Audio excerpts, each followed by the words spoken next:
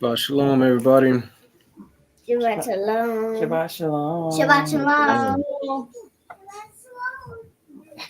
Oh, Yeah, praises. see. The title of Shalom. How are y'all? Shalom, King Hey, no complaints. Doing well, and I'll be your boy. All praises. All praises. Yeah, no complaints either. Definitely grateful to be here, have an opportunity to learn to fight. Yeah. I wouldn't say any complaints, but I will say life is lifing, and I'm feeling all of the life lifing. So which chapter, which book, and which verse are we going to first?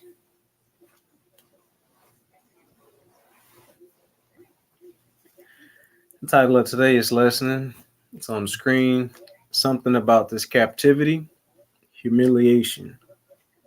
The father's definitely had this word ruminating in the mind. Humiliation, the key to the eternal city. For those looking to overcome self, and Hamashiach is our place of comfort. I'm gonna fall.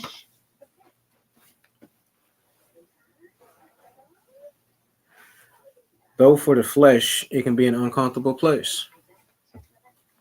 For those looking to overcome, and Hamashiach is our place of comfort. Though for the flesh, it can be an uncomfortable place. Humiliation.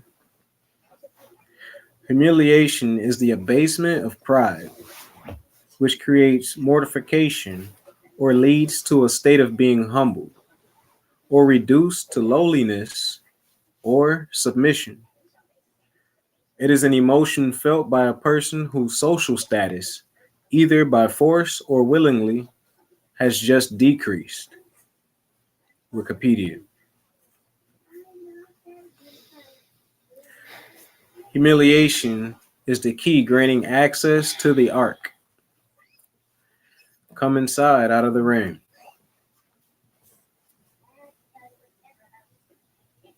When we're not caught up on pride of life, lust of the eyes, or desires of the eyes, we can afford to pay forward what Yahuwah requires, not being torn between serving two masters. We'll start off in Isaiah chapter 10, reading verses 1 through 3.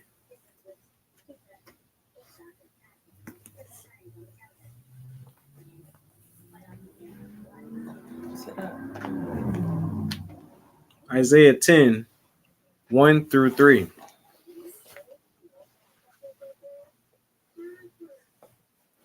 Woe unto them that decree unrighteous decrees, and that write grievousness which they have prescribed, to turn aside the needy from judgment, and to take away the right from the poor of my people, that widows may be their prey, and that they may rob the fatherless. And what will you do in the day of visitation, and in the desolation which shall come from far? To whom will you flee for help? And where will you leave your glory?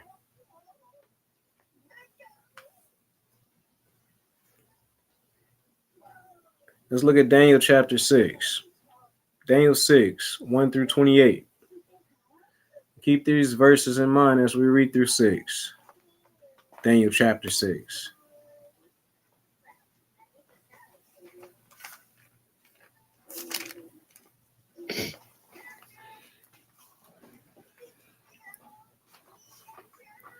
Daniel 6 and 1. It pleased Darius to set over the kingdom 120 princes, which should be over the whole kingdom.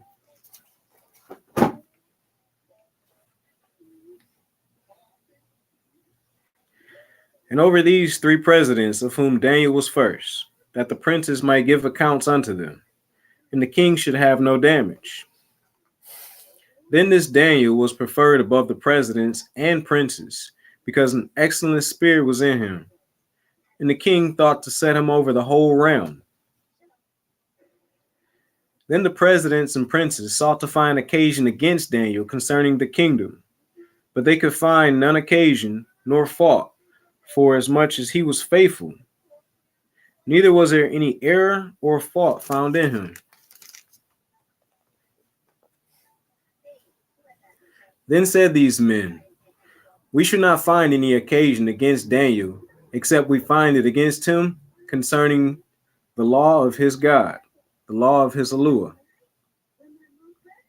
Then these presidents and princes assembled together to the king and said unto him, King Darius, live forever. All the presidents of the kingdom, the governors and the princes, the counselors and the captains have consulted together to establish a royal statute and to make a firm decree that whosoever shall ask a petition of any god or man for 30 days, save of thee, O king, he shall be cast into the den of lions. Now, O king, establish the decree, and sign the writing, that it be not changed, according to the law of the Medes and Persians, which altereth not.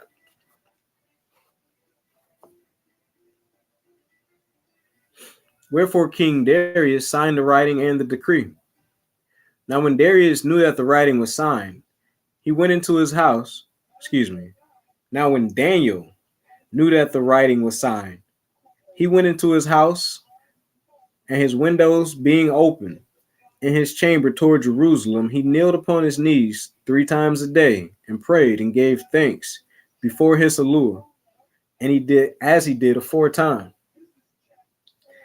Then these men assembled and found Daniel praying and making supplication before his Elohim. Then they came near and spake before the king concerning the king's decree. Hast thou not signed a decree that every man that shall ask a petition of any god or man within 30 days, save of thee, O king, shall be cast into the den of lions? The king answered and said, the thing is true, according to the law of the Medes and Persians, which altereth not. Then answered they and said before the king, that Daniel, which is of the children of the captivity of Judah, regardeth not thee, O king, nor the decree that thou hast signed, but makes a petition 3 times a day. Then the king, when he heard these words, was sore displeased with himself, and set his heart on Daniel to deliver him.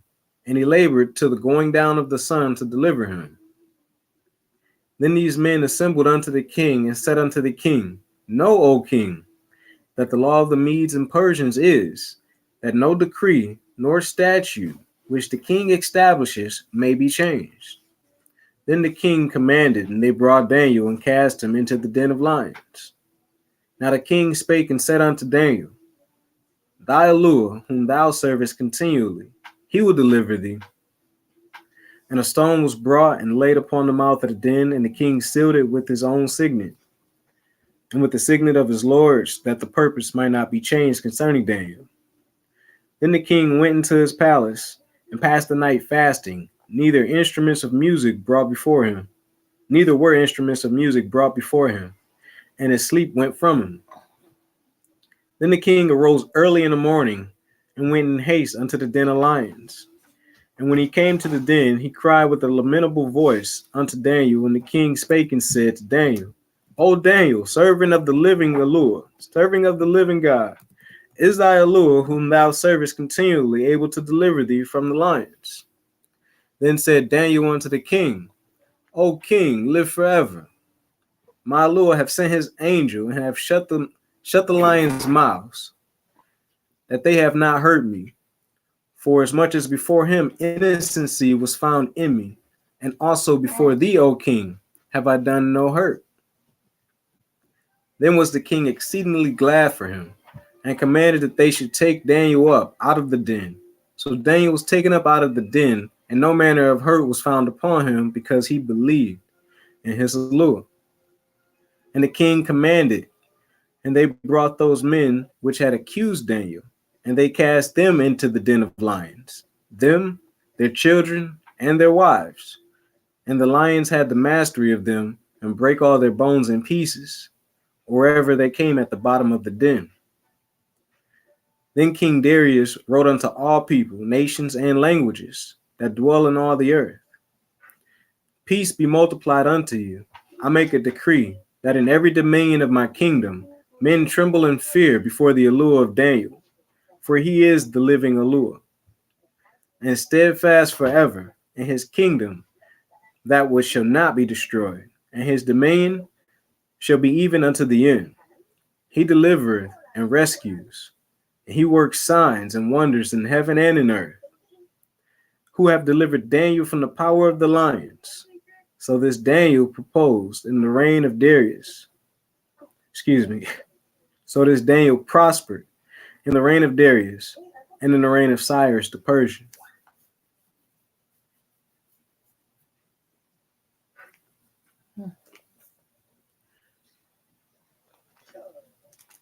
Let's grab John 10, verse 9.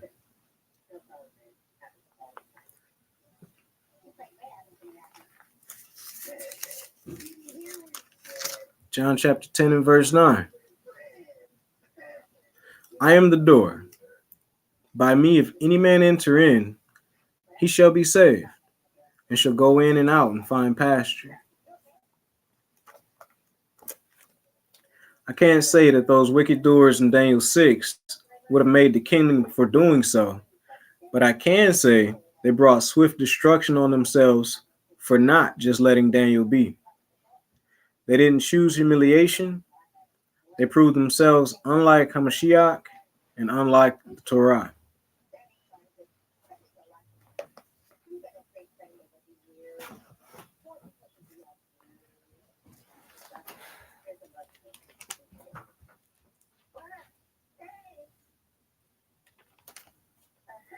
Luke chapter 18, 9 through 14.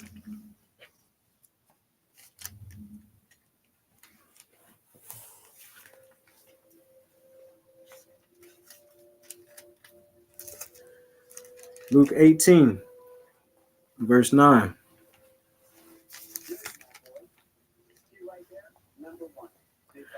And he spake this parable unto certain which trusted in themselves that they were righteous and despised others.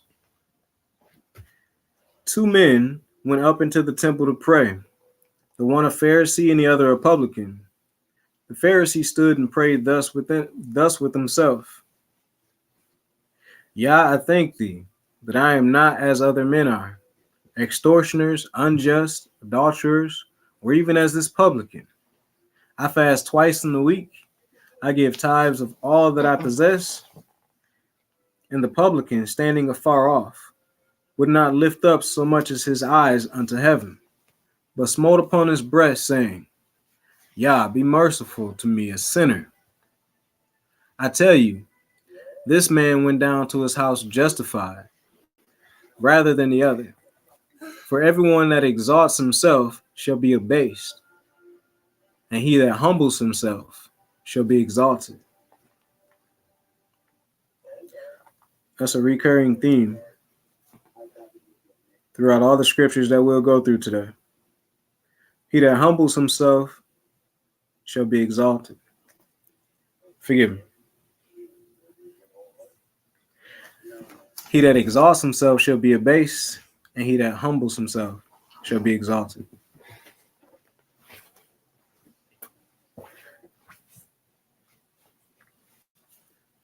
Here in Luke 18, let's look at verses 18 through 30.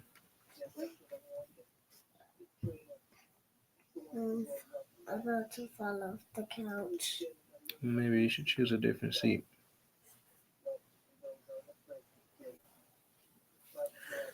Luke 18, verse 18.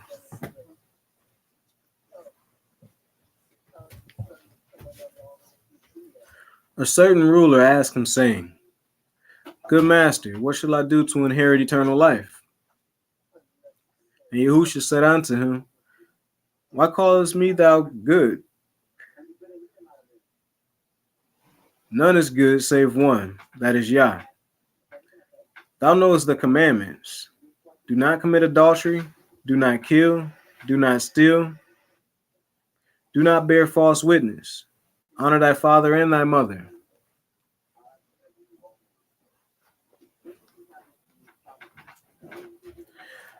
And he said, all these have I kept from my youth up. Now when Yahusha heard these things, he said unto him, Yet lackest thou one thing. Sell all that thou hast, and distribute unto the poor, and thou shalt have treasure in heaven. And come, follow me. And when he heard this, he was very sorrowful, for he was very rich. And when Yahusha saw that he was very sorrowful, he said, How hardly shall they that have riches enter into the kingdom of Yah?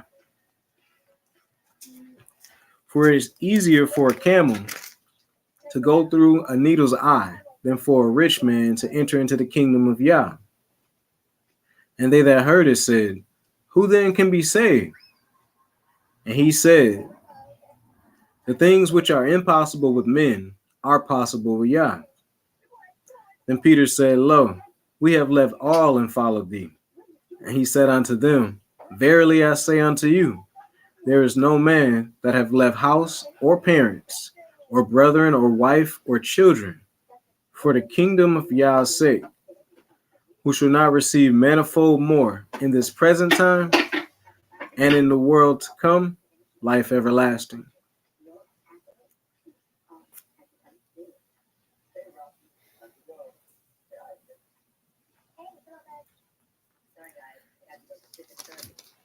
Verses 24 and 25 again. And when Yahusha saw that he was very sorrowful, he said, How hardly shall they that have riches enter into the kingdom of Yah? For it is easier for a camel to go through the needle's eye than for a rich man to enter into the kingdom of Yah.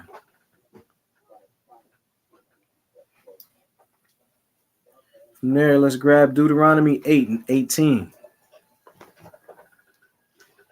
Deuteronomy 8, 18 through 20.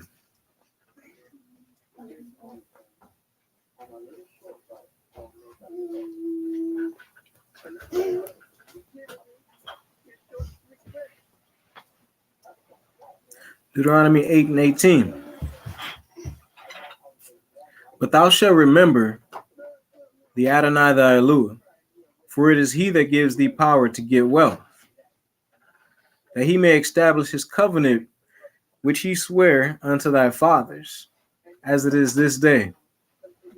And it shall be, if thou do at all forget the Adonai thy Elohim, and walk after other gods and serve them and worship them, I testify against you this day that ye shall surely perish, as the nations which the Adonai destroys before your face, so shall you perish, because you would not be obedient unto the voice of the Adonai, your Elohim.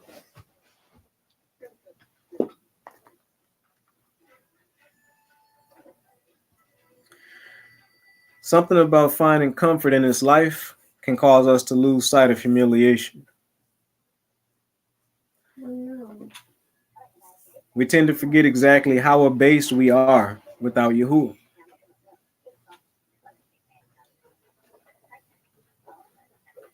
And with the warning always comes a test. I find it interesting. The rich ruler said he kept the commands from his youth, yet the Messiah said he was still lacking something.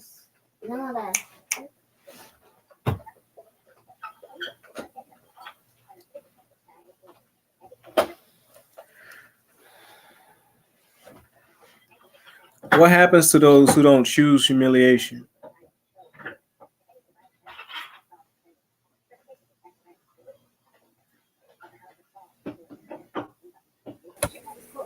I would say that they get humbled or they get, made low.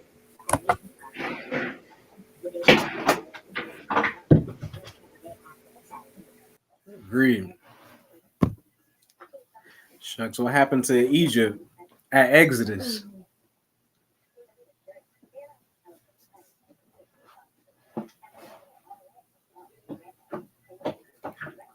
What happened to the prideful in Israel?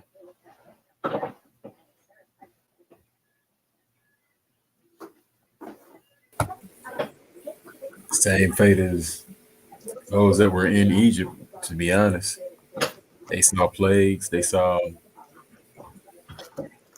death, they saw all sorts of things. Absolutely. Absolutely. That's exactly what I'm hoping to point out. Like, there's really no difference when it comes to being prideful.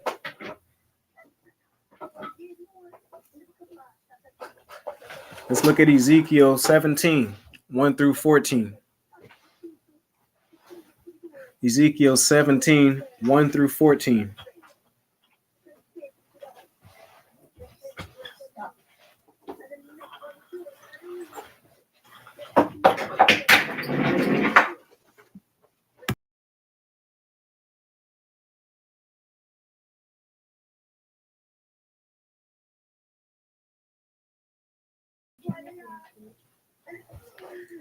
Ezekiel 17 and verse 1.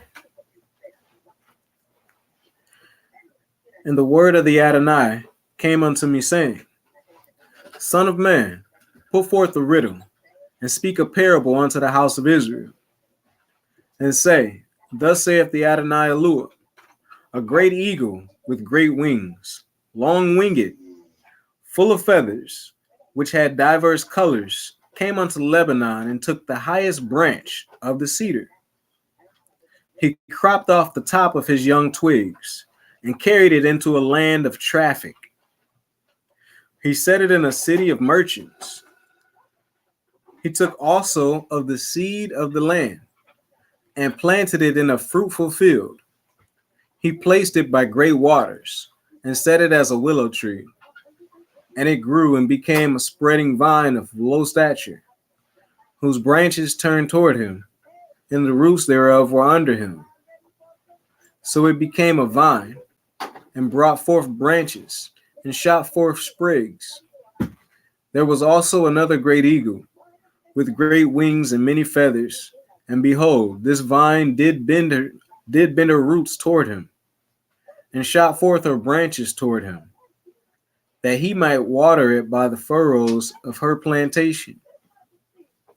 It was planted in a good soil by great waters, that it might bring forth branches, that it might bear fruit, that it might be a goodly vine. Say thou, Thus saith the Adonai Eluah, shall it prosper? Shall he not pull up the roots thereof, and cut off the fruit thereof, that it wither? It shall wither, and all the leaves of her spring, even without great power or many people to pluck it up by the roots thereof. Yea, behold, being planted, shall it prosper? Shall it not utterly wither when the east wind toucheth it? It shall wither in the furrows where it grew. Moreover, the word of the Adonai came unto me, saying, Say now to the rebellious house, Know ye not what these things mean? Tell them, Behold, the king of Babylon is come to Jerusalem, and have taken the king thereof, and the princes thereof, and led them with him to Babylon, and have taken the king's seed, and made a covenant with him, and have taken an oath of him. He hath also taken the mighty of the land, that the kingdom might be base, that it might not lift itself up, but that by keeping of his covenant it might stand.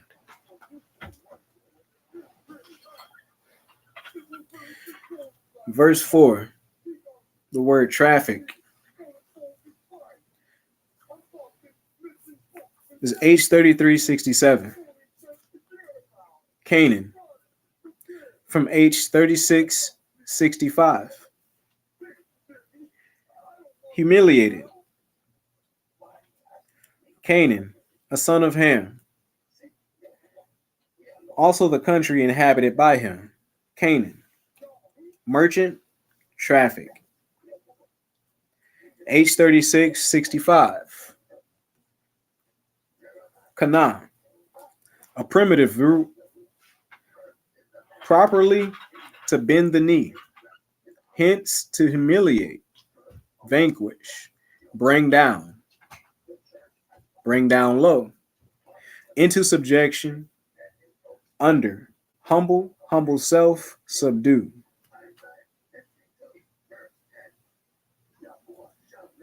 To bend the knee brings to mind every knee shall bow. Point I'm getting at is because our nation didn't choose humiliation,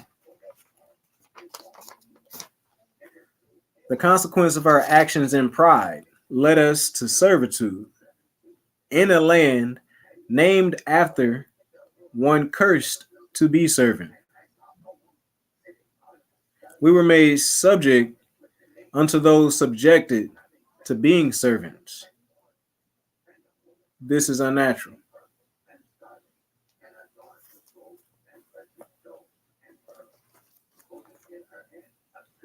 Grab 2 Chronicles 36, 11 through 21.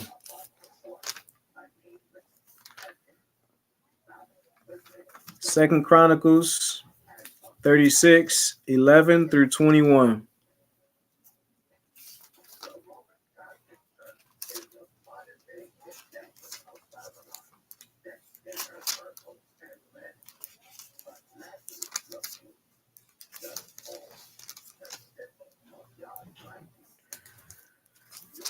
Second Chronicles 36 and 11.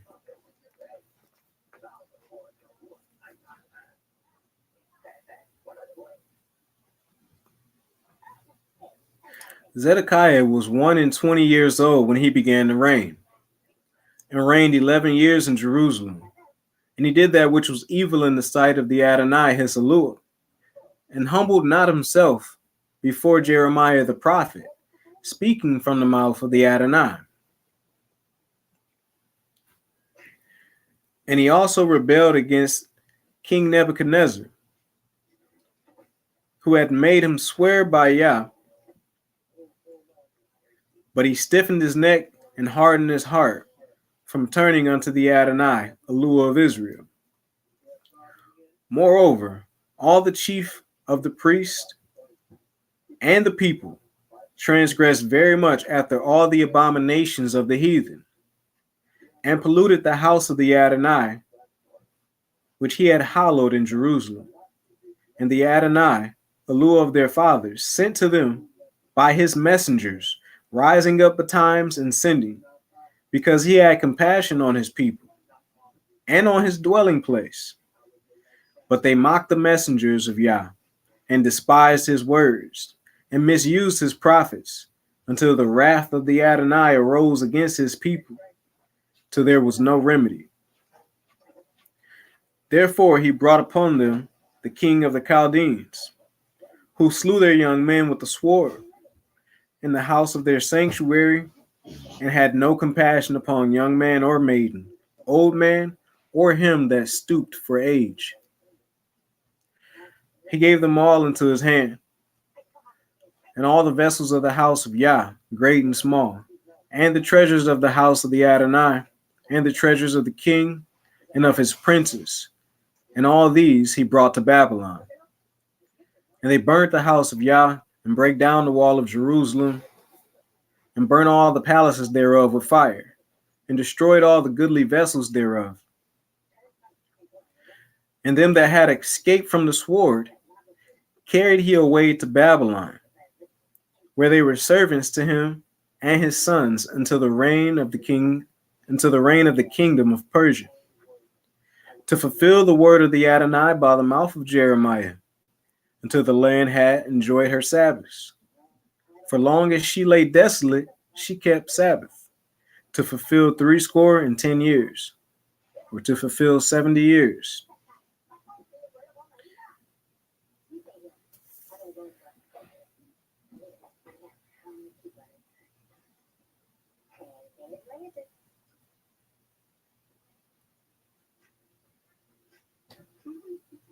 Verse 20 again. And them that had escaped from the sword carried he away to Babylon, where they were servants to him and his sons until the reign of the kingdom of Persia. That's going to take us right into Daniel chapter 1.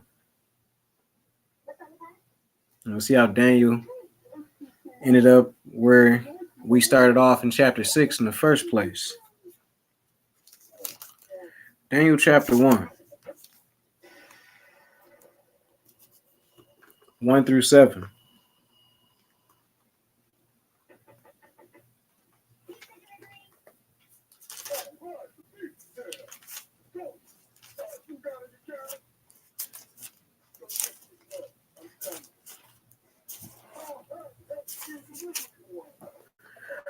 Daniel chapter 1 and verse 1.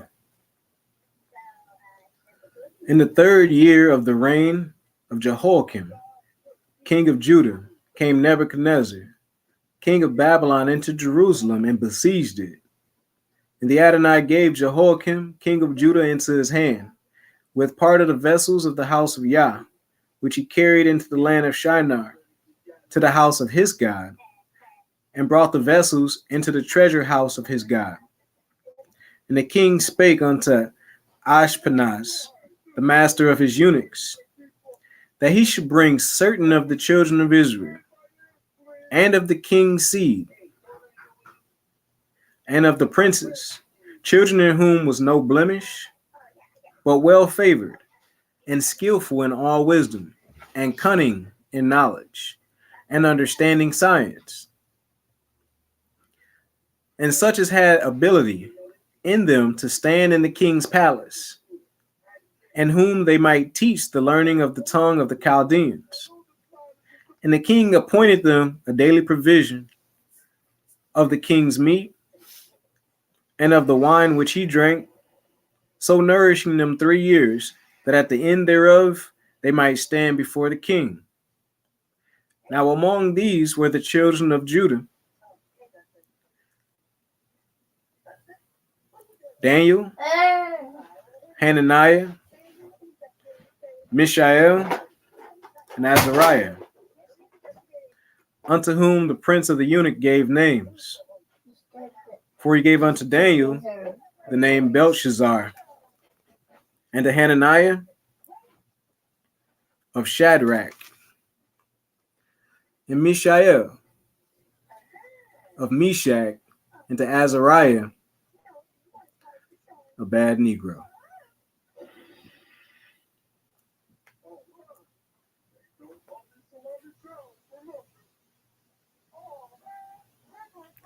Hey, do y'all remember why these specific children of royal descent were taken from the land and brought to Babylon according to Ezekiel 17?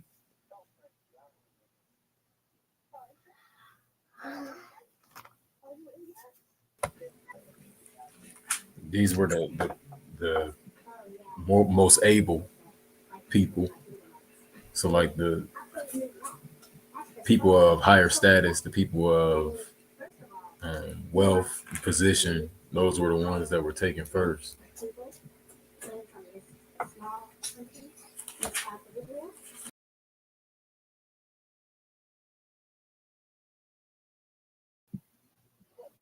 Absolutely. Now, in a society, what makes these people significant?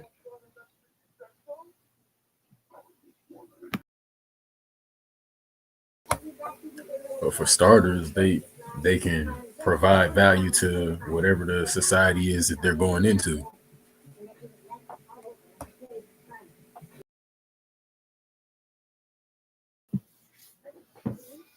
Also, probably in their own country, they come with a lot of influence.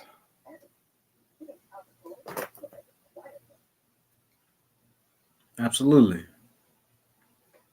Absolutely. I'm going to grab Ezekiel 17 again, but just verses 12 through 14.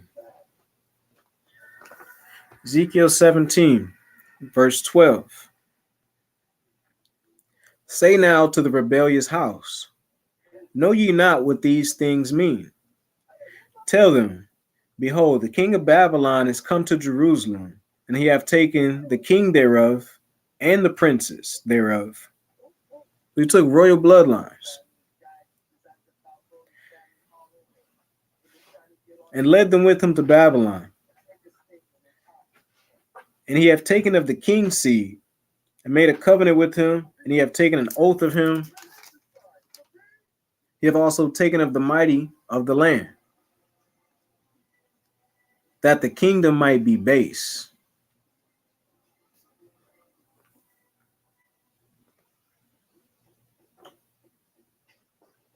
That the kingdom might be base. The word used there for base is H8217. Shafal from H8213. Depressed. Literally or figuratively base or basest. Humble. Low. Lower, lowly. Where it comes from, H8213.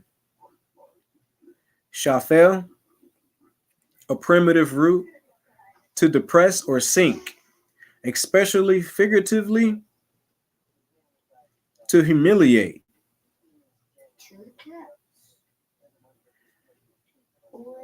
Intransitively or transitively, abase, bring, cast, put down. Debase, humble, humble self. Be, bring, lay, make, put low or lower. That the kingdom might be base, that it might not lift itself up, but only that by keeping his covenant, it might stand. They wanted to make the people dependent, to leave them really no strength to retaliate.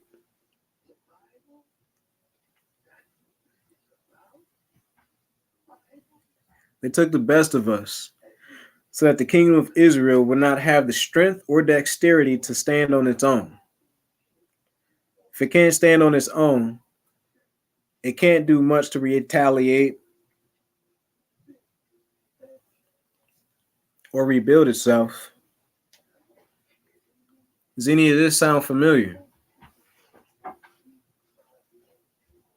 Does any of this sound relevant to today? Absolutely.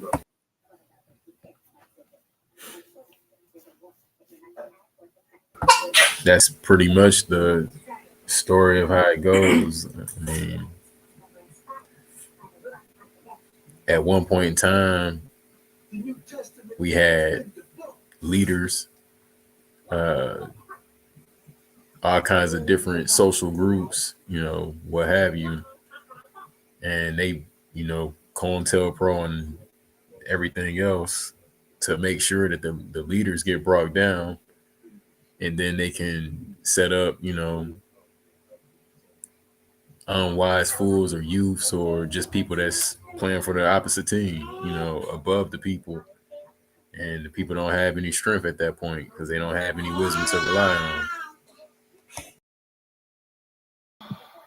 Absolutely. No government, no army. It's a city without walls. You ain't got no defenses.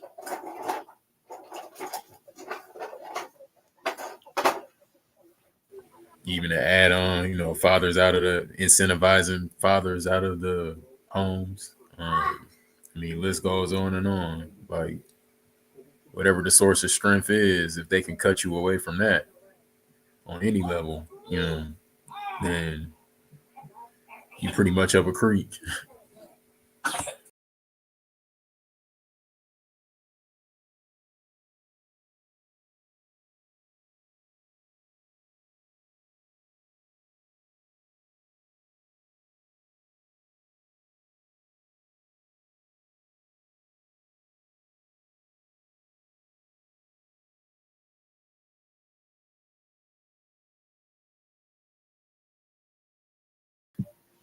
Con, all praises.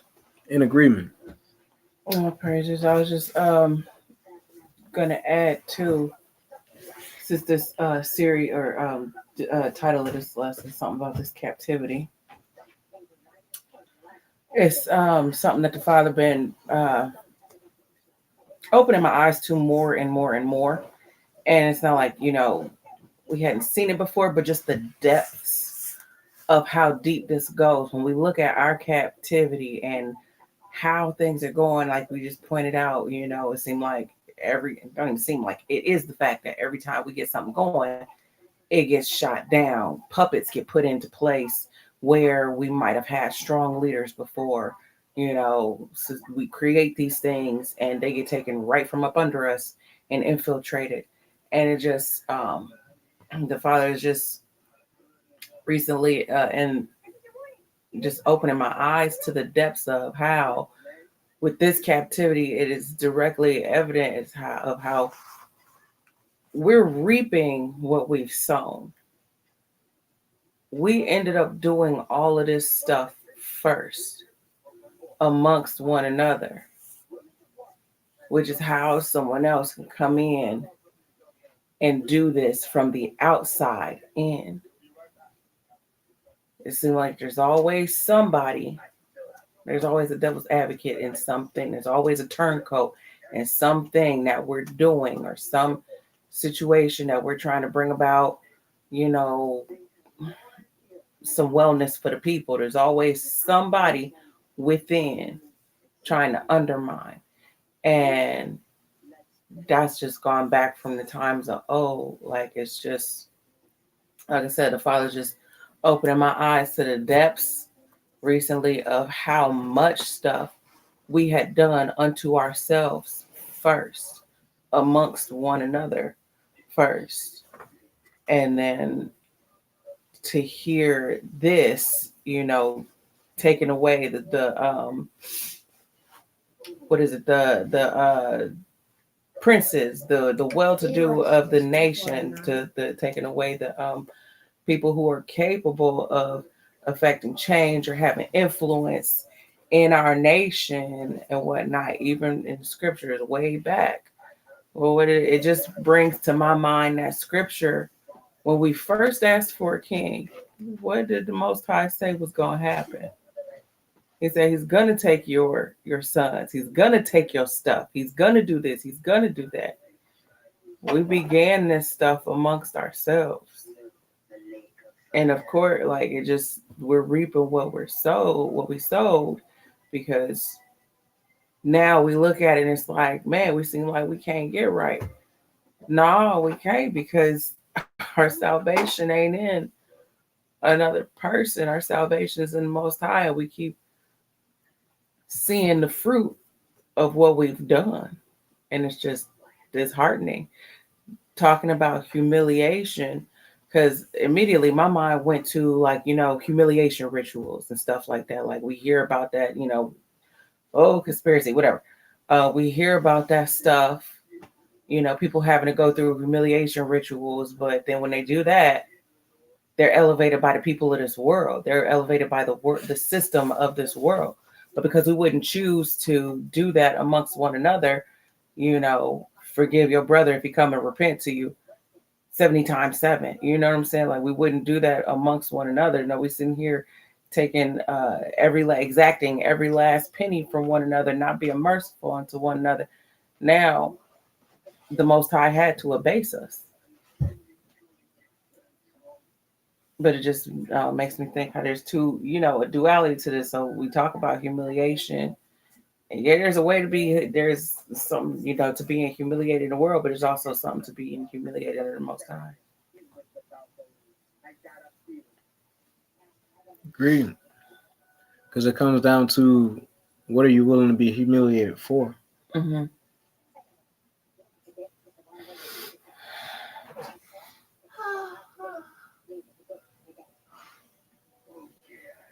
Yeah, that was something like we literally, because of our own actions in pride, were brought into servitude unto those who was prophesied to be servants because of their actions. Mm-hmm. And so now, the way we elevate under these servants, we still got to be humiliated, period, point blank. One way or the other, it's still about humiliation. You're still going to be humiliated in some way, shape, or form. But what you gonna be humiliated? How are you gonna be humiliated? You're gonna be humiliated by doing some stuff that you know is completely against the Most High, or you're gonna be humiliated by biting the bullet, doing what the Most High prescribed. That way, you may be elevated righteously. Mm-hmm. That's it. You want it on the front end or the back end? Mm-hmm. That's just it. That's it right there.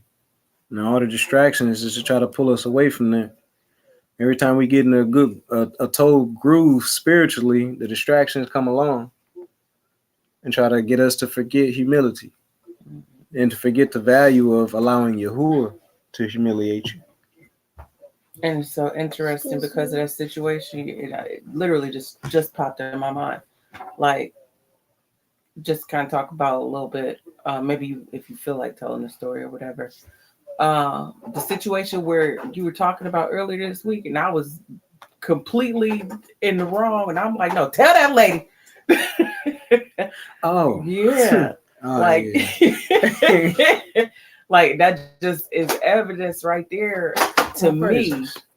Further evidence, like just how we can tend to not take the low road sometimes and do what the Father prescribes for us to do, and just miss our complete blessing, miss our complete baruching and elevation, because you handled the situation well, and the outcome of that was likely somebody's breakthrough.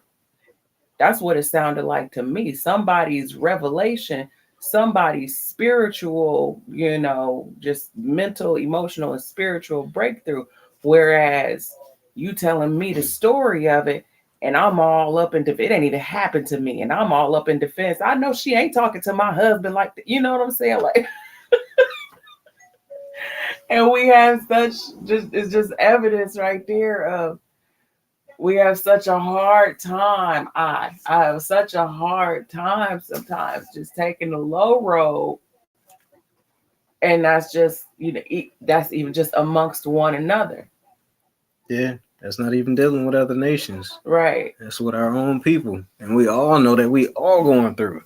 And that's the thing that's prescribed right there. We to take the low road amongst your brethren. Mm-hmm. Why get humiliated by the other nations when that's not required of what's required of you to have mercy amongst your brethren, the exact person that you trying to take advantage of or hurt? No, that person. Take the low road with that person, Oh, praises. I'll try to make the story quick. All right, basically, y'all know us well enough to know we live on a narrow street in the hood on the west side. But I mean, it's still legal for you to park on the road as long as you got registration and insurance. Well, I've been parking the company van in front of the house because there was some equipment in it that I needed to look at. But being swamped in other duties, I hadn't got to it. The van probably was parked there 2-3 days in a row. Well, directly across the street, my neighbor has visitors. One of her cousins in particular pulled up in her driveway, hopped out. She saw me sitting in my personal truck with the window down. She's like, y'all just ain't gonna leave no room for nobody. This, that, and the other. Like, I can't even get out. I'm like, well, if you pulled in, surely you can get out. I didn't say this, but I'll just ask simply, why can't you get out? She's like, well, I can get out. I got to be very, very careful. And she happened to have a drink in her hand, so I kind of knew what it was. So I didn't even say no more. I just left it at that. She went on about her business. Just a few days later, early in the morning, I'm getting ready to take off and do my rounds. Again, in my personal truck, work van still parked there. I'm thinking in my mind, as soon as I see her pull in, well, let me go in and take off. That way I'm out the way and she can see, there is space, whatever. There's additional space. I get around the block, not very far down the road at all. The business line rings in my pocket. I pull over and I answer it because I'm thinking, okay, this is potential clientele. Let me not be distracted with driving. Let me put on my best face, try to land whatever this is. Mm-hmm. I answer the phone. It's her. She done called the number on the side of the van. And she like, you live on Geneva? I'm like, yes, ma'am. She's like, well, blankety blank blank, yada yada yada. MF this, that, yada yada yada. I'm calling the company on you because I'm tired of it not being no space every time I go to my cousin's house. Woo woo woo. And you telling me this story, and I'm like, I'm still right here at the house. I wish she would be talking to my husband like that. Let me go across this street. Yeah, she started off with like raw with MF this, that, and the other. And at this point, it's an awkward silence on the phone. And she like, you ain't got nothing to say? I'm like, ma'am, I'm trying to respond appropriately and not take the bait because you coming at me with a heck of a tone. She's like, yeah, I'm taking the tone. This, that, and the other. Yada, yada, yada. I'm like, I'm trying to get on my feet. I'm like, I'm sure you understand that it isn't often that our people get on their feet legitimately.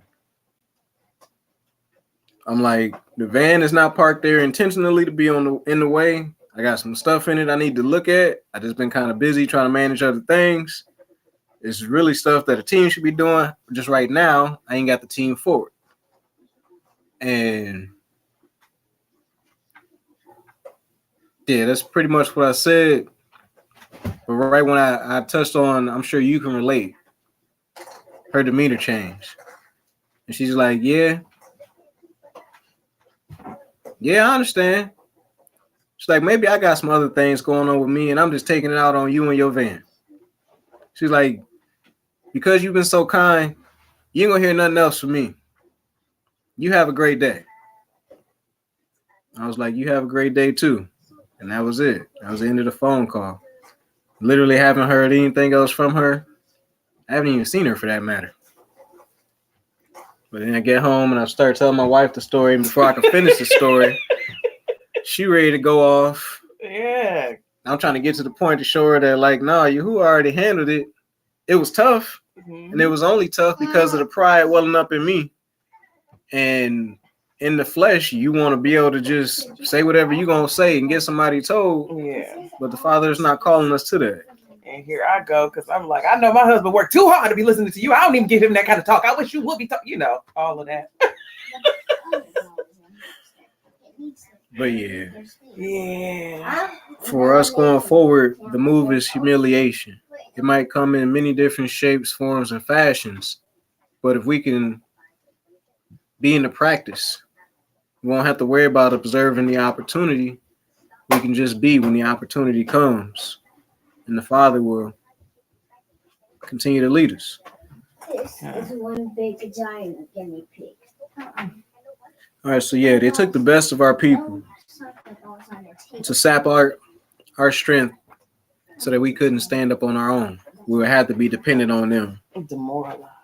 Mm-hmm. And then those that they did spare, they were trying to corrupt.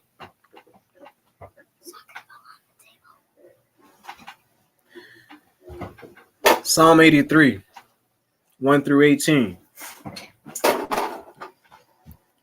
Going right off of the back of what we read in Ezekiel 17, 12 through 14. Let's look at Psalm 83.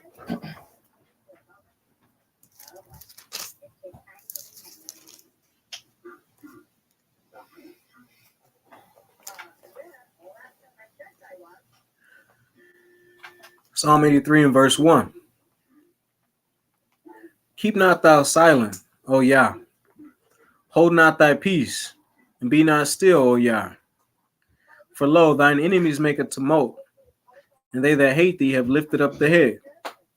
They have taken crafty counsel against thy people and consulted against thy hidden ones. They have said, come, let us cut them off from being a nation, that the name of Israel may be no more in remembrance.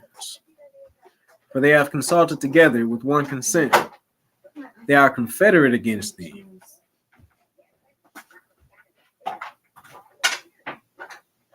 The tabernacles of Edom, and the Ishmaelites of Moab, and the Hagarenes, Gebal and Ammon, and Amalek, the Philistines with the inhabitants of Tyre.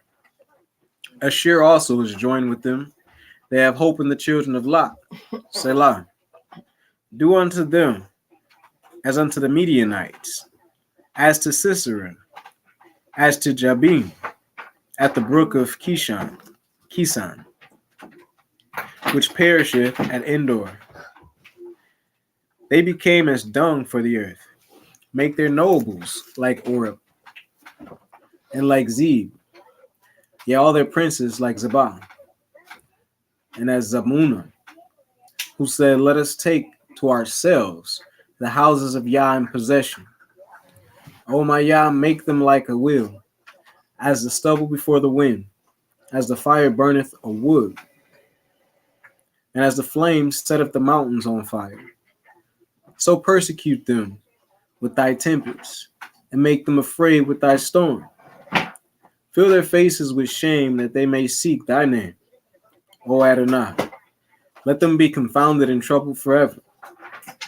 Ye let them be put to shame and perish, that men may know that thou, whose name alone is Yahuwah, art the most high over all the earth.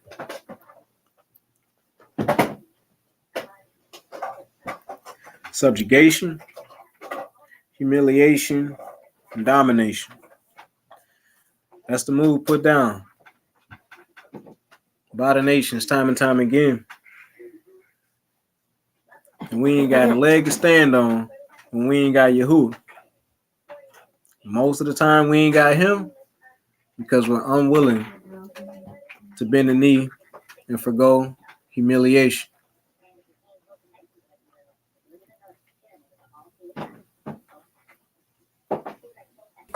Could you say those three terms one more time for us? Subjugation, humiliation, and domination.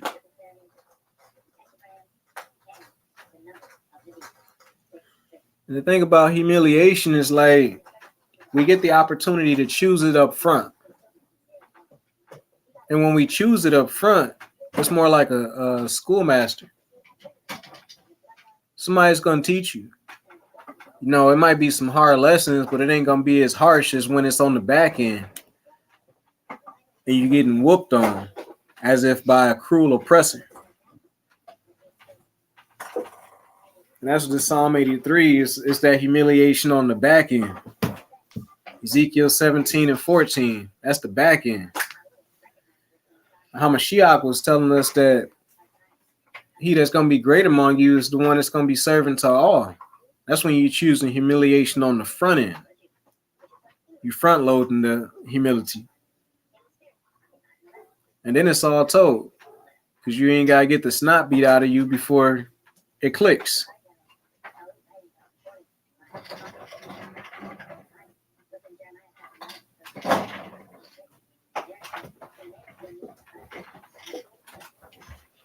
The forefather was asking the Most High to do something for us here in Psalm 83. And I believe the Father wants to set the record straight, causing every knee to bow or get busted up.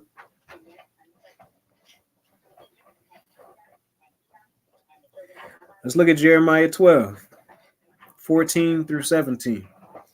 And you know what? That's interesting why you get that, because the definition you gave earlier about humiliation in the scripts, bending the knee.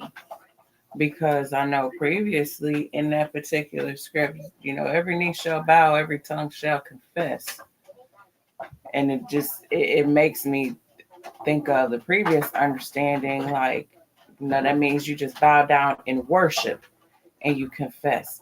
But the other side of that is, no, you're going to get knocked down to humiliation, and you're going to have to let it come out your mouth. It's one way or the other. One way or the other. Either you go choose it up front, and yeah, you bend the knee in worship. You choose to bend the knee in worship, or you're going to get knocked down and your knee's going to get bent, and you're going to be forced to say, Uncle. Listen, either you can use that knee for what it's made to do and bend it, or you can get it broken. Either way, like, we're going to be humble. That's interesting. Yeah. We're going to be humble. Just that other that other aspect of bending the knee. That's interesting. Yeah. Baruching or humiliating. Yeah.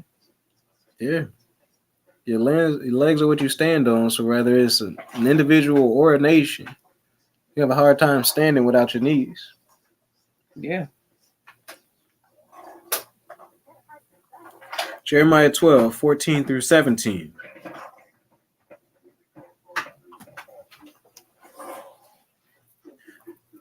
Jeremiah 12 and 14. Thus saith the Adonai, against all mine evil neighbors, that touch the inheritance which I caused my people Israel to inherit. Behold, I will pluck them out of their land, and pluck out the house of Judah from among them. And it shall come to pass, after that I have plucked them out, I will return and have compassion on them, and will bring them again, every man to his heritage, and every man to his land. Yeah. And it shall come to pass, if they will diligently learn the ways of my people, to swear by my name, the Adonai lives, as they taught my people to swear by Baal. Then shall they be built in the midst of my people. But if they will not obey, I will utterly pluck up and destroy that nation, saith the Adonai. So yeah, I truly believe the Most High wants to set the record straight, causing every knee to bow or get busted up. The thing is if he comes to redeem our people, like he said, he ain't really going to leave many of us in this land for his name's sake. But if he come and do that, and our people haven't changed, what would the overall message be to the other nations?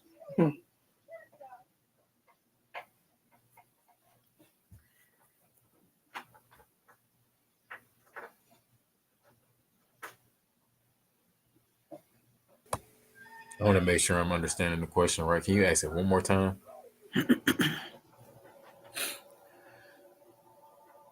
If the Messiah returns to redeem Israel from its captivity, yet Israel has not turned away from sin, what would the overall message to the other nations be?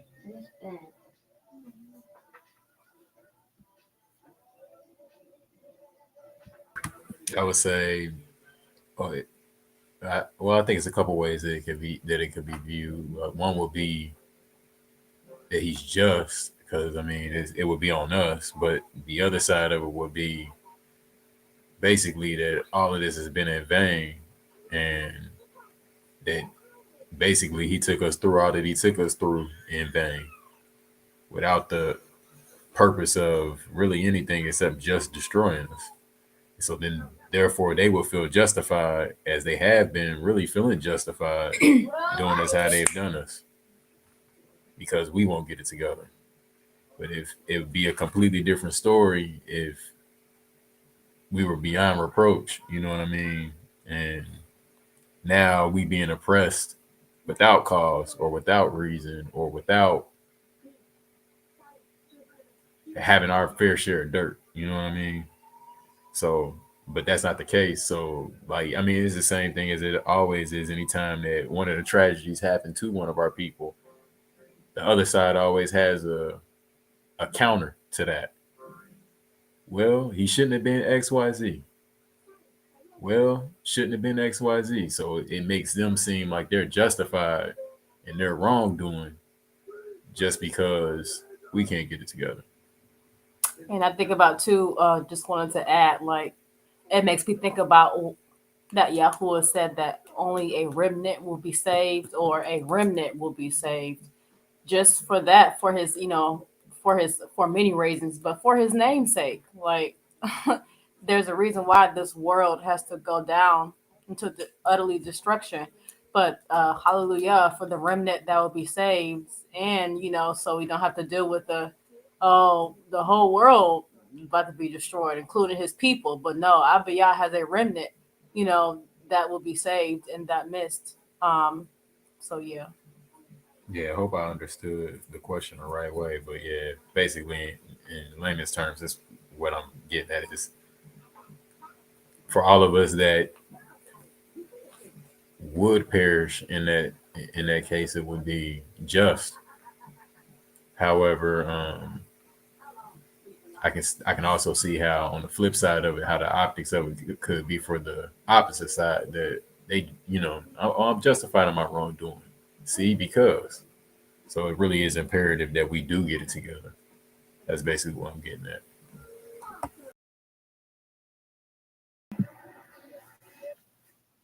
Agreed. All praises.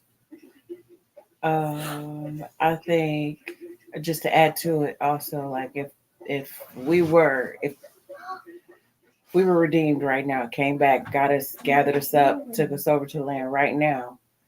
I think also just another aspect maybe from the other nations' perspective, it would look like a free for all, kind of like, oh, the way we are now, the way they are now, they going over. If they chosen people and they going over the way they are now, ain't no change required. That mean ain't nothing required of me either. Mm-hmm. I got all right rhyme and reason to do whatever it is that I want to do and go over there with them, whatever. I could do what I feel like. I could do what I want. And that's, yeah, to me, kind of. Come. The meek shall inherit the earth. Is like Yahuwah can't change on that, because if he changes on that, then literally everything from man walking with Yahuwah from the beginning has been in vain. Like what did others pass up on their opportunity to do wickedness for if he's gonna allow any into the kingdom still being wicked? Mm-hmm. And then how long would you last in the kingdom or in his presence in that condition? And then why would any other nations be incentivized to change when he chose us to make an example of for the nations? Mm. Like this whole thing is a story being played out to try and convince some to repent. We have to get it together, and Yahuwah has to stand on his word. Mm-hmm. Or else literally wickedness is being exalted when it's all said and done. But if he won't spare even his own, then anybody that wants to be redeemed has to fall in line and subject himself to that humiliation on the front end. Or if you survive it, learn the lesson from the humiliation you catching on the back end. Yeah, you definitely understood the question correctly, and forgive me for not wording it more clearly. All praises, and yeah, no problem, no problem with that.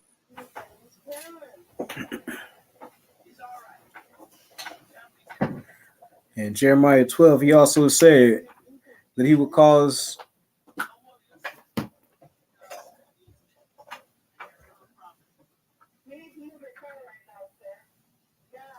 every man to return to his heritage and every man to his land. Those who return to their heritage and land will be those children to bow the knee on the front end instead of catching it as a consequence on the back end.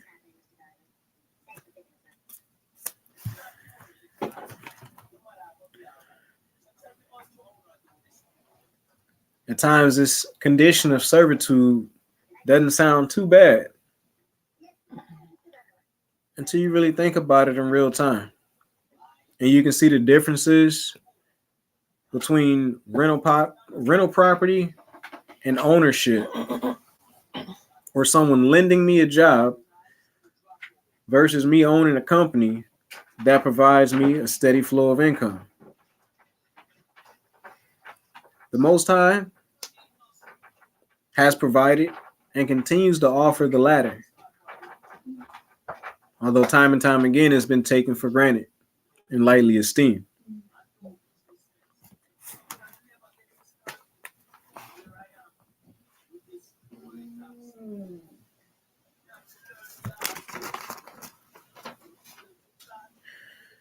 Those of the nations who don't catch Yahuwah's drift, who ain't picking up what's being put down, will suffer for it. Humiliation. Learn from it like a school teacher, or get whooped by it like a cruel oppressor. Humiliation leaves little room for arrogancy and pride, or those things like. Let's call back to Isaiah 10, verses 1 through 3.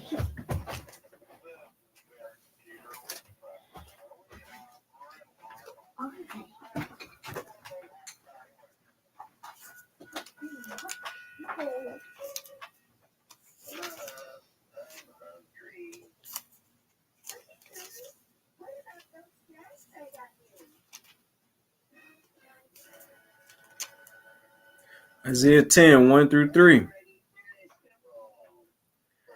Woe unto them that decree unrighteous decrees, and that write grievousness which they have prescribed, to turn aside the needy from judgment, and to take away the right of the poor of my people, that widows may be their prey, and that they may rob the fatherless. A system set in place to where there's an added benefit to those who don't have a husband around, so that they can be preyed upon. And then those fatherless that come up, robbed of what they could be and have, one way or another. And what will you do in the day of visitation? And in the desolation which shall come from far? To whom will you flee for help? And where will you leave your glory? It's almost like a never-ending story from ghetto to ghetto. The thing about it is, we got to do our best to cleave to the Father and not be triggered by the garbage. Because if we're in right standing with Him, we will be defended.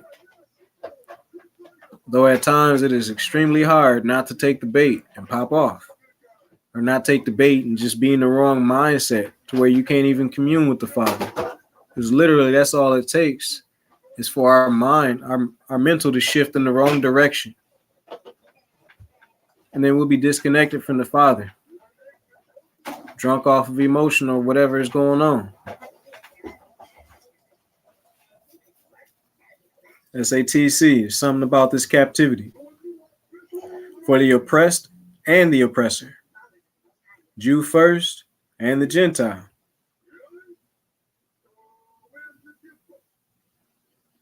Let's get Psalm 91.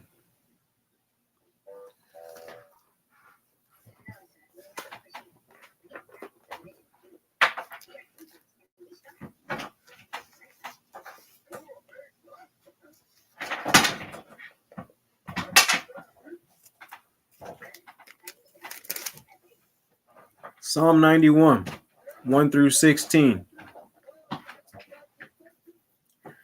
He that dwelleth in the secret place of the Most High shall abide under the shadow of the Almighty.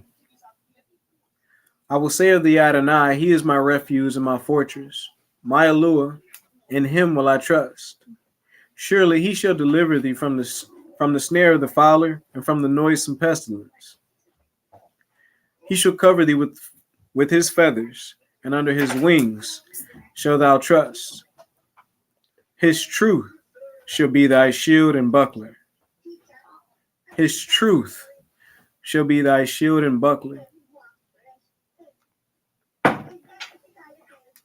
Some situations come, not in word form, but literally the whole situation will happen. And all it's really trying to do is get me to believe a lie, or get you to believe a lie. and act on it.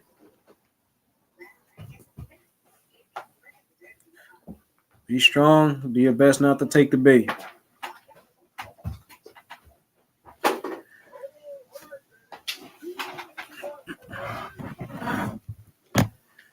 Thou shalt not be afraid for the terror by night, nor for the arrow that flies by day, nor for the pestilence that walks in darkness, nor for the destruction that wastes at noonday.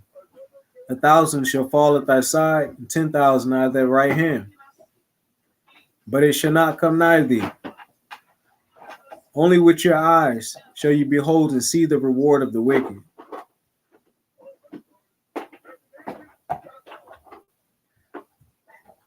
So that destruction is coming.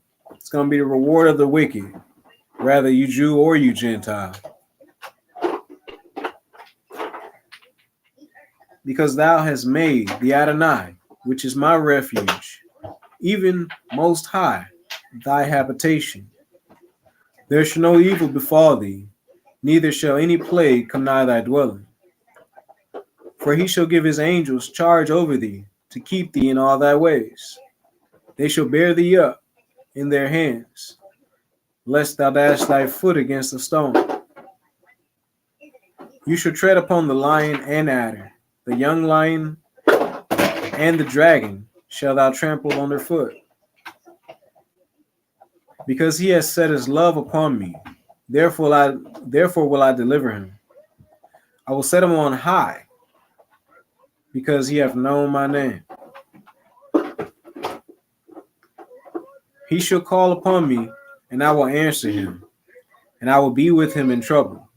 I will deliver him and honor him. With long life will I satisfy him and show him my salvation.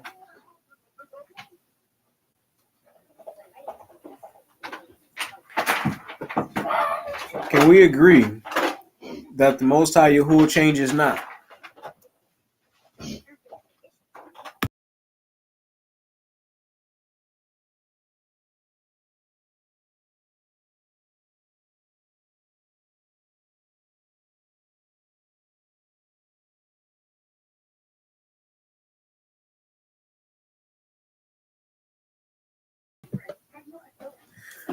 If it's true that Yahuwah changes not, this Psalm 91 situation is not something new. It's a powerful opportunity at hand. But what's the key to entry?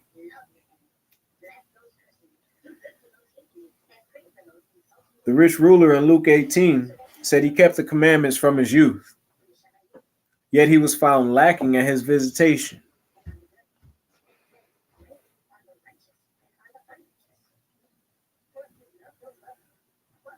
The temple of Yah in the kingdom of Israel has been toppled twice because the inhabitants were found lacking and far from the Psalm 91 experience.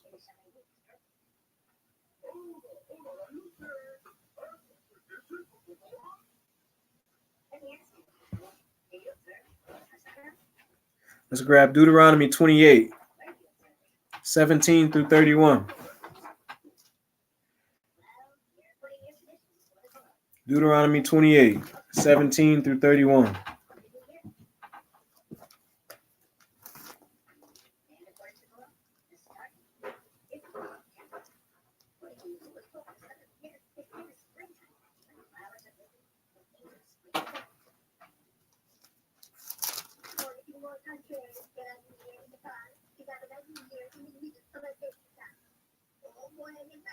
Verse 17.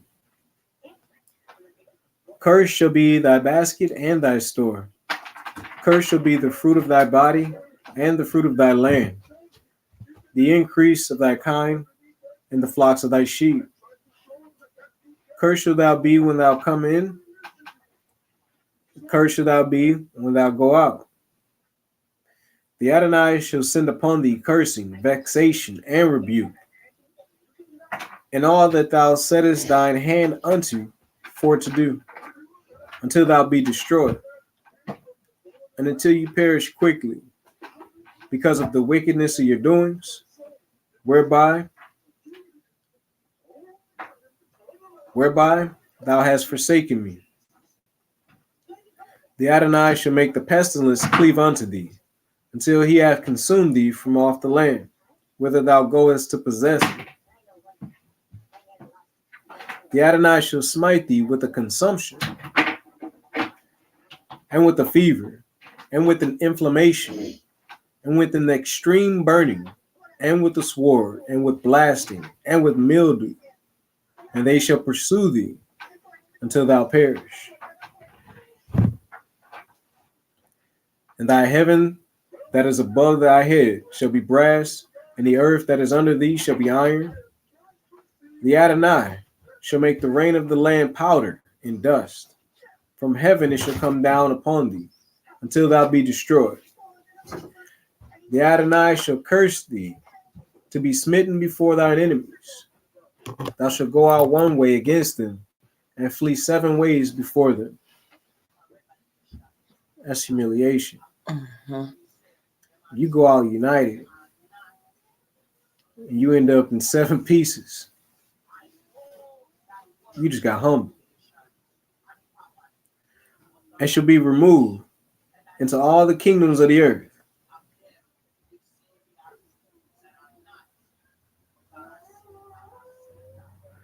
And thy carcass shall be meat unto all the fowls of the air, and unto the beasts of the earth, and no man shall fray them away. The Adonai shall smite thee with the botch of Egypt, and with the emerods, and with the scab, and with the itch, whereof thou canst not be healed. The Adonai shall smite thee with madness, and blindness, and astonishment of heart. And thou shalt grope at noonday, as the blind gropes in darkness. And thou shalt not prosper in thy ways. And thou shalt and thou shalt be only oppressed, spoiled evermore, and no man shall save thee. Thou shalt betroth a wife, and another man shall lie with her. Thou shalt build an house, and thou shalt not dwell therein. Thou shalt plant a vineyard, and shalt not gather the grapes thereof. Thine ox shall be slain before thine eyes, and thou shalt not eat thereof. Thine ass shall be violently taken away from before thy face, and shall not be restored to thee. Thy sheep shall be given unto thine enemies, and thou shalt have none to rescue them.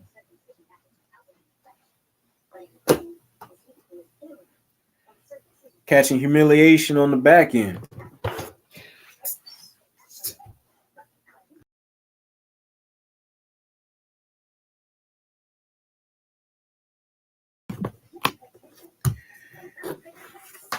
According to law, if someone kills your ox, what's supposed to happen?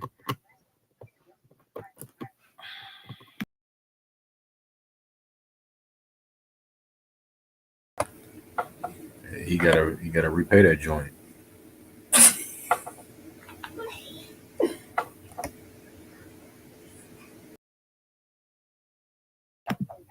Exactly. It's supposed to be repayment. The scale's supposed to be balanced out. It's supposed to be made right.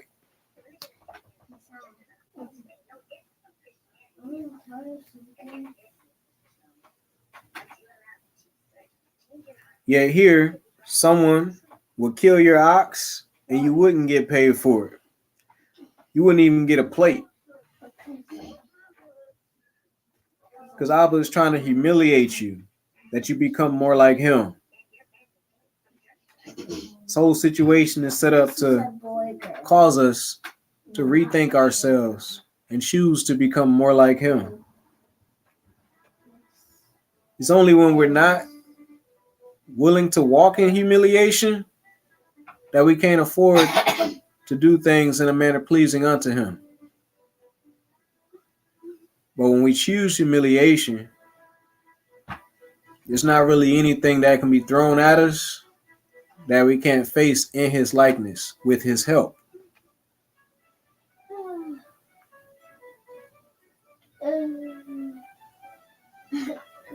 Doing a dance. He was doing a dance.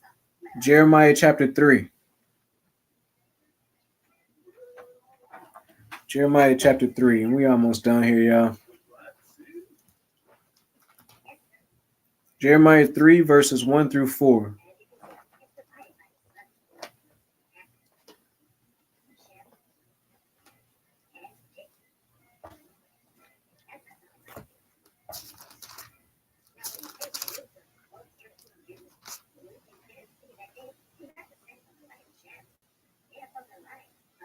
Jeremiah 3, verse 1.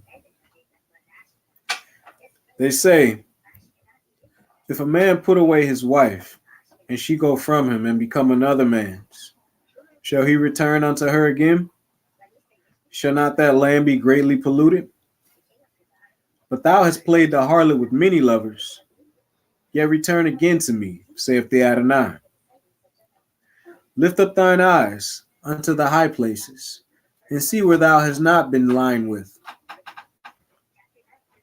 In the ways hast thou sat for them, as the Arabian in the wilderness. And thou hast polluted the land with thy whoredoms and with thy wickedness. Therefore the showers have been withholden, and there have been no latter rain. And thou hast a whore's forehead. You refuse to be ashamed. Will you not from this time cry unto me, my Father? You are the God of my youth.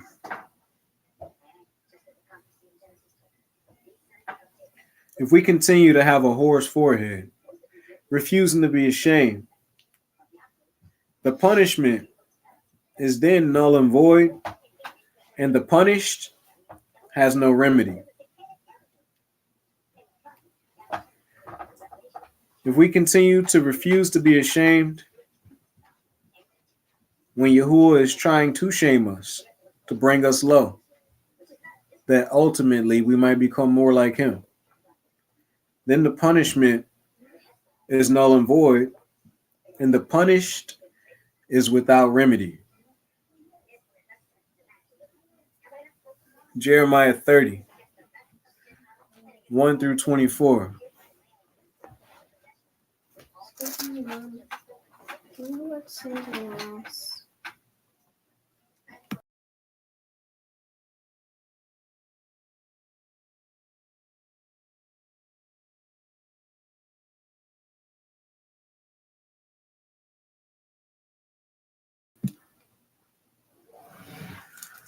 Jeremiah 30, 1 through 24.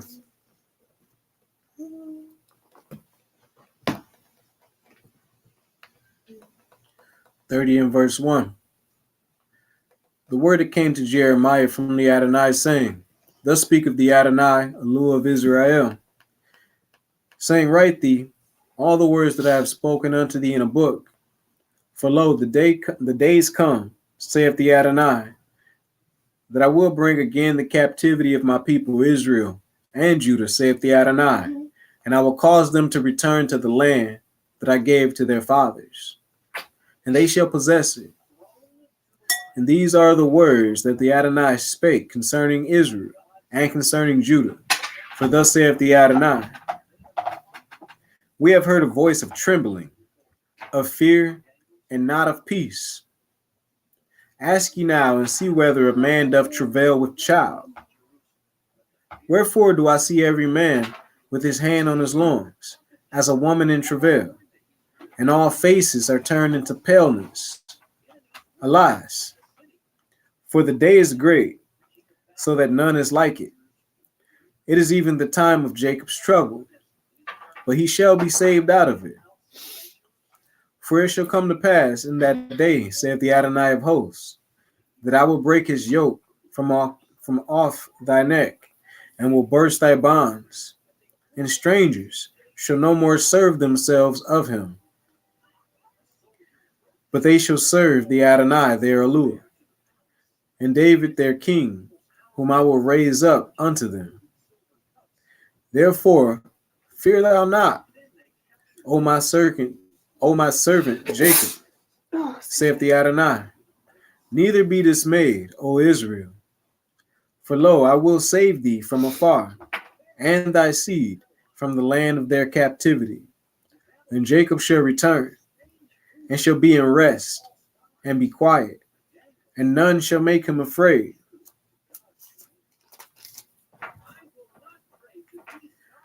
For I am with thee, saith the Adonai, to save thee, though I make a full end of all nations, whither I have scattered thee. Though I make a full end of all nations, whither I have scattered thee. They don't catch what Yahuwah's putting down. Yet will I not make a full end of thee, but I will correct thee in measure, and will not leave thee altogether unpunished. For thus saith the Adonai, thy bruise is incurable, without remedy, and thy wound is grievous. And that's because of us having a hoarse forehead and refusing to be ashamed. It's not anything that Yahuwah can't heal, but if we can't yield our minds unto him, who could help us? For thus saith the Adonai, thy bruise is incurable, and thy wound is grievous. And there is none to plead thy cause, that thou mayest be bound up. Thou hast no healing medicines. All thy lovers have forgotten thee. They seek thee not, for I have wounded thee with the wound of an enemy, with the chastisement of a cruel one. Back in. For the multitude of thine iniquity, because thy sins were increased. Why criest thou for thine affliction? Thy sorrow is incurable for the multitude of thine iniquity, because thy sins were increased. I have done these things unto thee. Therefore, all they that devour thee shall be devoured, and all thine adversaries, every one of them, shall go into captivity.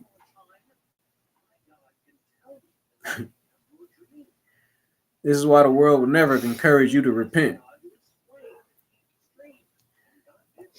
because then condemnation comes. That's why those wicked ruachs don't ever want us to get it together, because then condemnation comes.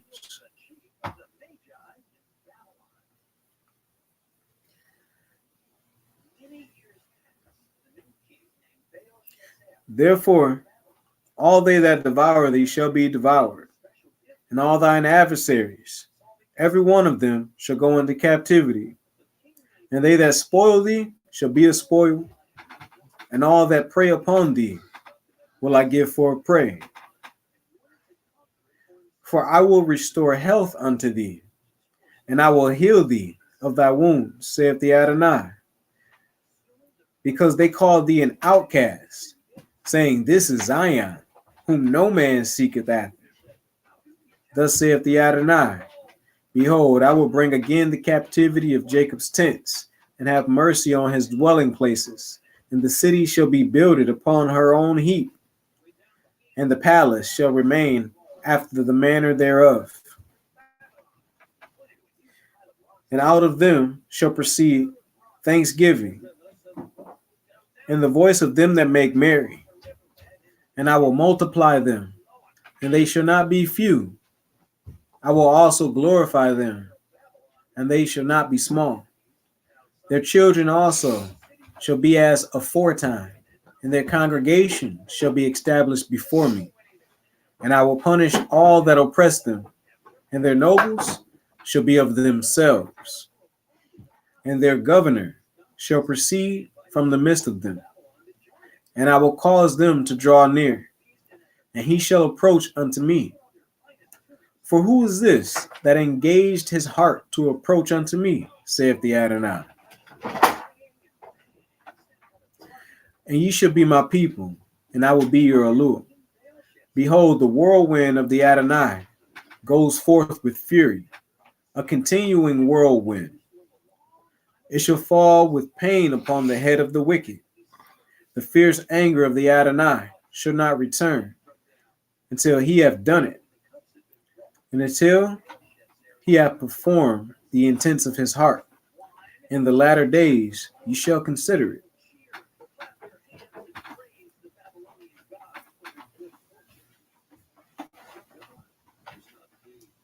Nahum chapter 1, 1 through 8. Nahum chapter 1, 1 through 8.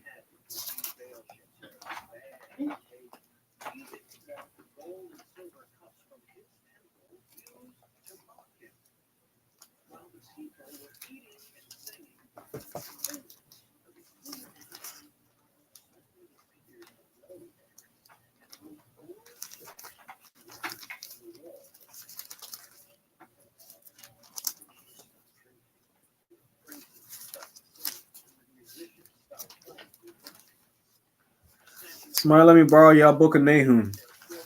Mine seems to be missing. Okay, I found it. Nahum chapter 1, 1 through 8. The burden of Nineveh. The book of the vision of Nahum, the Elkoshite.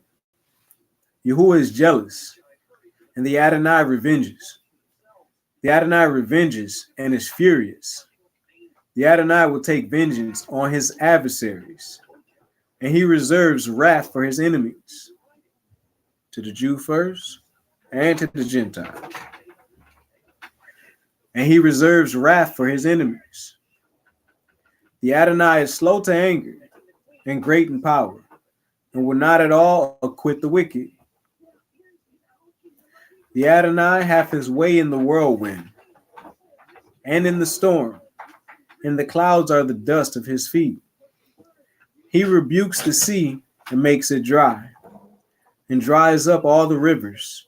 Bashan languishes, the Carmel and the flower of Lebanon languishes. The mountains quake at him, and the hills melt, and the earth is burned at his presence. Yea, the world and all that dwell therein. Who can stand before his indignation? And who can abide in the fierceness of his anger?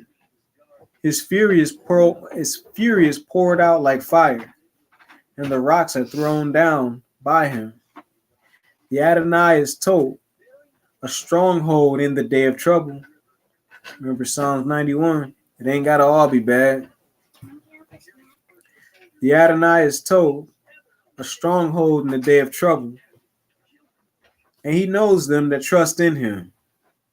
That's the thing about humiliation right there. It's an opportunity to see if we trust him. When those opportunities come, it's really to see if we trust him. The Adonai is told, a stronghold in the day of trouble, and he knows them that trust in him. But with an overrunning flood, he will make an utter end of the place thereof, and darkness shall pursue his enemies.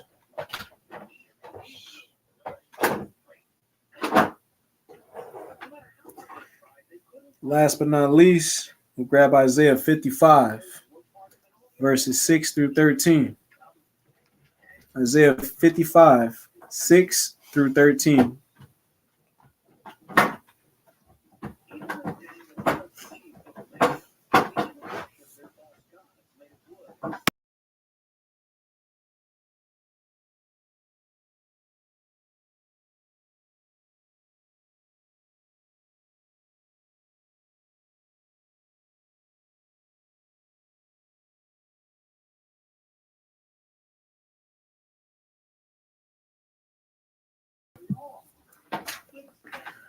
Isaiah chapter 55 and verse 6.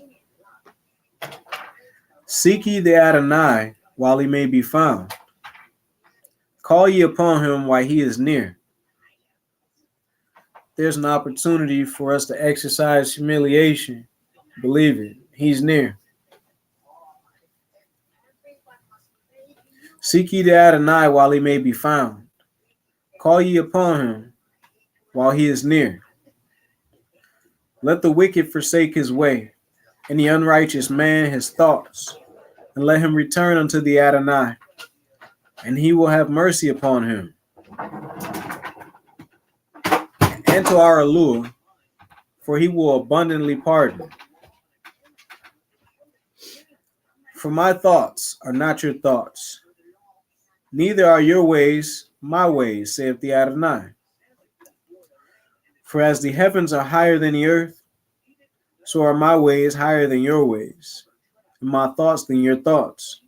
For as the rain comes down and the snow from heaven, and returns not there, but waters the earth, and makes it bring forth and bud, that it may give seed to the sower and bread to the eater, so shall my word be that goes forth out of my mouth. It shall not return unto me void, but it shall accomplish that which I please, and it shall prosper in the thing whereto I sent it. For ye shall go out with joy, and be led forth with peace. The mountains and the hills shall break forth before you into singing, and all the trees of the field shall clap their hands. Instead of the thorn shall come up the fir tree, and instead of the briar shall come up the myrtle tree. And it shall be to the Adonai for a name, for an everlasting sign that shall not be cut off. In closing, SATC. The stage is set for those who've experienced this captivity to rise to the top like cream. We've got to tap into Yahuwah and his ways. Humiliation is a point of entry, regardless of when and where we recognize it. And that's it. That's all, y'all. That's what I got.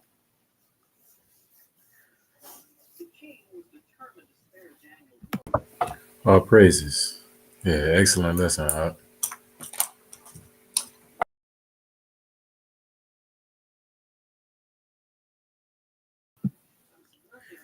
All praises.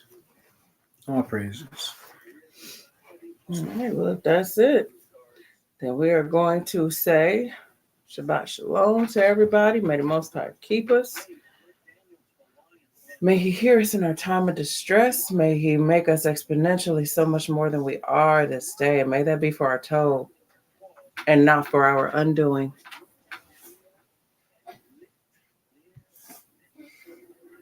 And we ask that in the name of Yahushua HaMashiach.